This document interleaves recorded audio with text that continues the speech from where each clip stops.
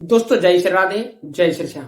दोस्तों आज के वीडियो में हम जानते हैं कि संत का स्वभाव कैसा होना चाहिए। तो आइए वीडियो को शुरू करते हैं और हम जानते हैं इस कथा के बारे में।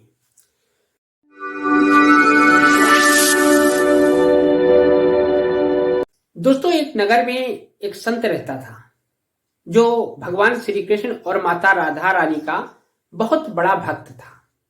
प्रतिदिन का उसका नियम था, वो विधि पूर्वक उनकी भक्ति किया करता था। इसके साथ साथ उसका एक और नियम था। वो नियम यह था कि वो जब तक किसी ब्राह्मण या संत को भोजन नहीं करा देता तब तक वो स्वयं भोजन नहीं करता था। दोस्तों बहुत साल गुजर गए भगवान राधा और कृष्ण की भक्ति करते हुए। तभी उसके मन में एक दिन यह विचार आ गया कि हमको वृंदावन जाना है। और उसने ऐसा विचार बनाया, अपने कुछ शिष्यों को लिया और प्रातः ही वृंदावन के लिए निकल गया। दोस्तों वृंदावन में वो काफी दिन तक रुका और प्रतिदिन का उसने नियम यही रखा कि जब तक वो किसी संत या ब्राह्मण को भोजन नहीं करा देता तब तक वो स्वयं भोजन नहीं करता था। दोस्तों एक दिन किशोरी जी की कुछ कृपा हुई और उस संत की परीक्षा लेनी चाहिए। किसने? किशोरी जी ने।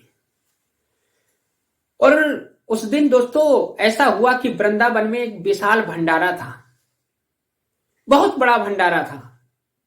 सारे साधु संत ब्राह्मण उस भंडारे में आमंत्रित थे। उस दिन जब उस संत का भोजन बना तो अब वो सोच रहा है कि कोई आज संत या ब्राह्मण तो दिखाई दे नहीं रहा है। तब उसने अपने शिष्यों को यह आदेश दे डाला कि जाओ किसी ब्राह्मण या संत को पकड़ करके लाओ, उसे पहले भोजन कराओ, तब हम भोजन करेंगे, नहीं तो हम भोजन नहीं करेंगे। दोस्तों काफी समय गुजर गया। उसके शिष्यों ने बहुत ढूंढा परंतु उस दिन कोई महात्मा या ब्राह्मण उन्हें नहीं मिला, क्योंकि सारे महात्मा या ब्राह्मण उस भंडारे में आमंत्रित थे। इतना विशाल भंडारा था। अब उन शिष्यों ने आपस में बात की कि लग रहा है आज वो संत जी तो भूखे मरेंगे ही, हम लोगों को भी भूखों मरना पड़ेगा, क्योंकि जब तक उनको कोई ब्राह्मण या संत मिल नहीं जाता, उसे भोजन करा नहीं देते, तब तक वो भोजन करेंगे नहीं, और जब तक वो भोजन करेंगे नहीं तब तक हमको भोजन मिलेगा नहीं। तभी देखते क्या है कि किशोरी जी के मंदिर की सीढ़ियों पर एक वृद्ध पागल बैठा हुआ बीड़ी फूंक रहा था।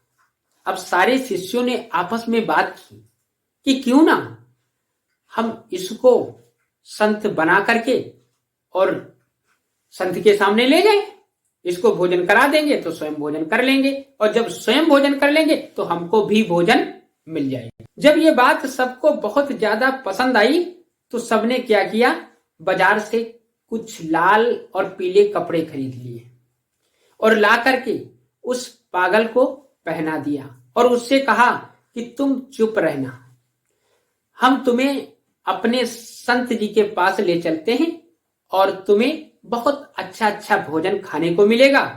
दोस्तों इसके साथ साथ उन्होंने कहा कि तुम चुप रहना, तुम बोलना कुछ मत, क्योंकि हम संत जी से कह देंगे ये मौनी बाबा है, ये कुछ बोलते नहीं है। पागल बुढ़े को उन शिष्यों ने समझा दिया और लाल कपड़े पहना करके, चंदन टीका लगा करके और उसको लेकर के आ गए। कहां? जहां संत जी बैठे हुए थे। वो इंतजार कर रहे थे कि कोई ब्राह्मण संत आए जो भोजन करे, उसके बाद हम भोजन करें, तब हमारे शिष्यों को भोजन मिले। अब संत जी ने जो ही देखा तो दौड़ करके जल लेकर के उस साधु महात्मा के पैरों को धुला। किसके? जो पागल के रूप में उन शिष्यों ने पकड़ कर लाया था संत बनाकर, उसकी पैर धुए और उसकी चरण वंदना करके उसे आसन पर बिठाया। दोस्तों जो ही हलवा और पूड़ी का भोजन परोसा गया उसके लिए। अच्छा, वो तो था भिखारी और एक तो बुद्धि का काम। तो उसने जो ही हलवा और पूड़ी को देखा वो भागकर उस पर टूट पड़ा और उसको खाने लगा। तभी संत जी उठे और उसका हाथ पकड़ के उसको उठा दिया। कहने लगे यह संत हो ही नहीं सकता है। हमने अपने जीवन में देखा है संत का जो स्वभाव होता है वो भोजन को करने से पहले भोजन को प्रणाम करता है, देवताओं को याद करता है और तब वो भोजन करता है। ये संत नहीं हो सकता है, ये नकली संत है। और उसको उठा करके वहां से भगा दिया। अब दोस्तों, वो गरीब ब्राह्मण और दूसरा बुद्धि से कम, भूखा तो था ही, वो रोने लगा। वो दूर खड़ा रोता रहा और उस संत जी ने क्या किया, संत जी ने भोजन को थाल में परोसा और लेकर के बैठ गए।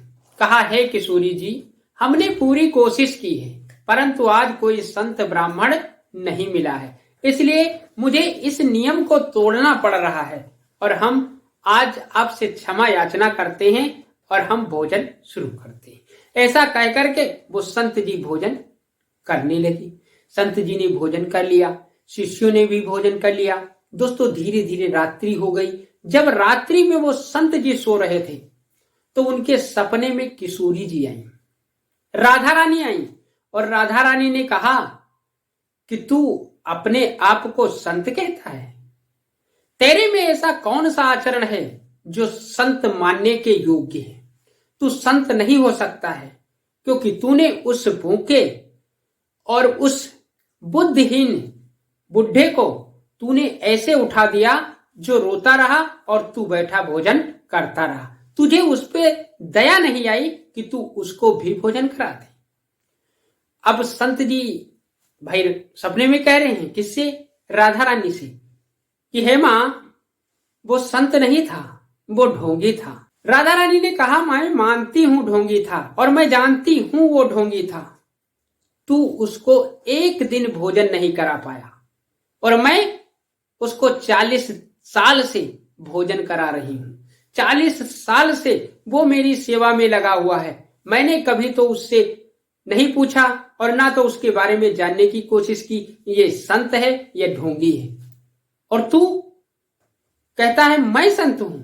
अरे, जो व्यक्ति भूखे को भोजन नहीं करा सकता है, निर्धन को उसका वस्त्र भोजन नहीं दे सकता है, उसकी मदद नहीं कर सकता है और जो दूसरों की मजबूरी पर हंसता है और दूसरा भूखा खड़ा रोता रहता है, स्वयं भोजन करता है, ऐसा इंसान जानवरों से भी बदतर होता है। तू ना तो संत है और ना मेरी पूजा करने के योग्य है।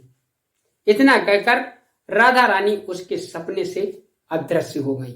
दोस्तों, वो संत उठा, उसकी समझ में आ गया कि इस संसार में सबसे बड़ा अगर पूजा जब तप है तो वो यही है कि गरीब भूखे को भोजन और वस्त्र देना, हमेशा दान करना।